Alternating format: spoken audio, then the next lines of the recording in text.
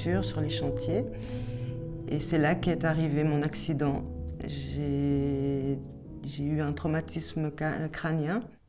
Pour moi, c'est le plus beau métier du monde.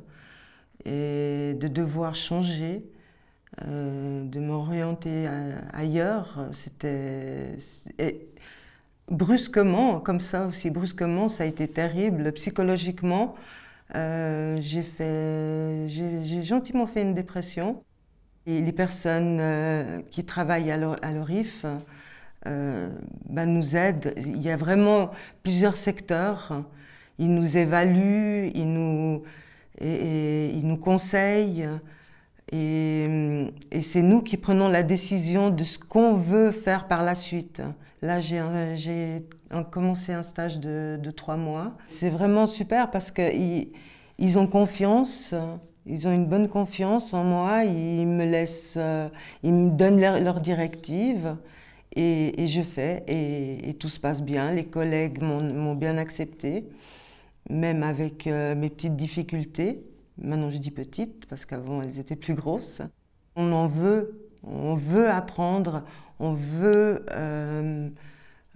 aller de l'avant, on veut travailler et si on nous donne la possibilité, mais c'est génial. Que demander de plus? C'est un grand merci et c'est un grand bravo à vous de nous faire confiance.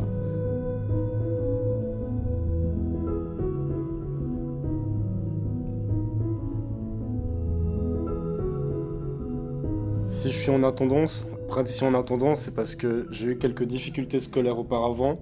J'ai eu beaucoup de mal à m'intégrer dans la vie professionnelle. J'avais quelques difficultés de mémoire, de mémorisation, de compréhension des consignes, donc c'était assez difficile pour moi.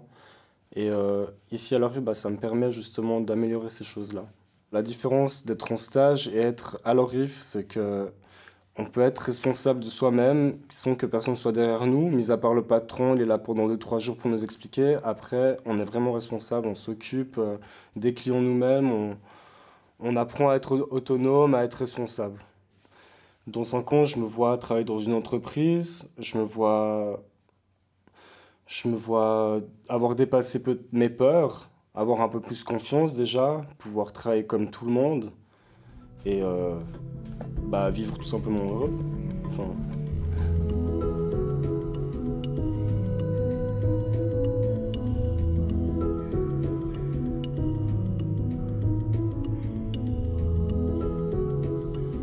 il m'a fallu une année à essayer, parce qu'en fait, ce restaurant c'était mon rêve. J'y suis né, je rêvais de l'exploiter, je rêvais d'enseigner le ski. J'y étais arrivé. J'ai eu un accident d'escalade et puis voilà, je me suis retrouvé à la SUVA pendant 6 mois. Et après, à l'ORIF. L'avantage, c'est qu'on a déjà un passé. J'ai un passé. J'ai eu la chance d'exercer quand même plusieurs professions, donc j'ai plusieurs cordes à mon arc.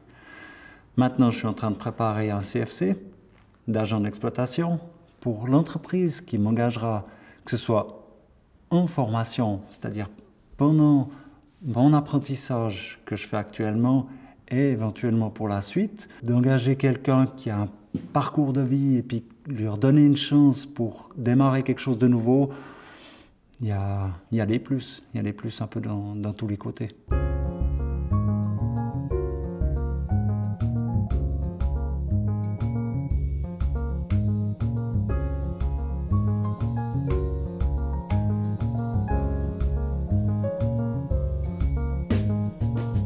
Personnellement, ça ne m'inquiète pas.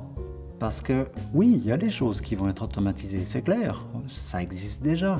Il y a déjà des petits robots qu'on peut avoir à la maison qui passent aspirateur quand on n'est pas là. Ah, c'est génial, ça c'est top. Il y en a d'autres aussi qui font le gazon. Oh, ça c'est top. Mais ça ne change rien. Dans certains métiers, dans certaines professions, il y a toujours besoin de l'humain. Je vais parler de moi, j'aime pas ça, mais j'ai eu la chance de rentrer dans une chambre et puis d'aller dépanner, je crois que c'était une télé ou quelque chose comme ça, pour une dame d'un certain âge et tout. Et elle a souri. Simplement, elle a juste souri. Vous pouvez prendre n'importe quelle machine, elle n'arrivera jamais à faire ça.